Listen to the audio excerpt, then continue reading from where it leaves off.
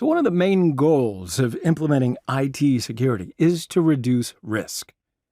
Now, it's worth a brief introduction here what risk is. It's so important, and there are many sections that will refer to risk factors. So risk is the probability or possibility of a threat that exploits a vulnerability and results in loss.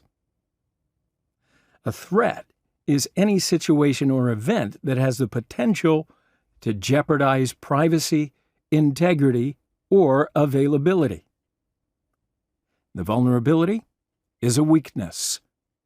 There may be a weakness in the hardware, the software, configuration, and even users running the system. If a threat, such as an attacker, exploits a vulnerability, it can cause a security incident.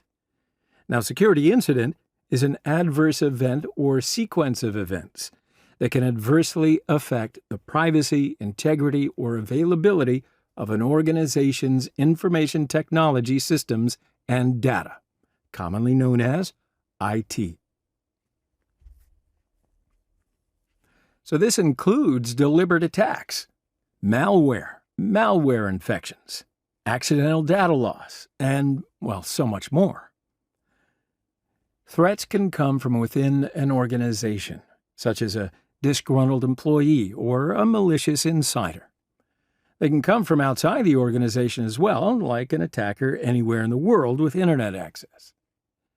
Threats can be natural, such as hurricane, tsunami, tornadoes, earthquakes, etc., or man-made, such as malware written by a criminal. Threats can be deliberate, such as attackers, or accidental, such as employee errors or system errors. So reducing risk is also known as risk reduction. Mitigation reduces the chances of a threat exploiting a vulnerability. So by implementing controls, you reduce risks. These are also called countermeasures and safeguards. You cannot prevent most threats. For example, you cannot stop a hurricane or prevent a criminal from writing malware. However, you can reduce the risk by reducing the vulnerabilities against the threat or by reducing the threat's impact.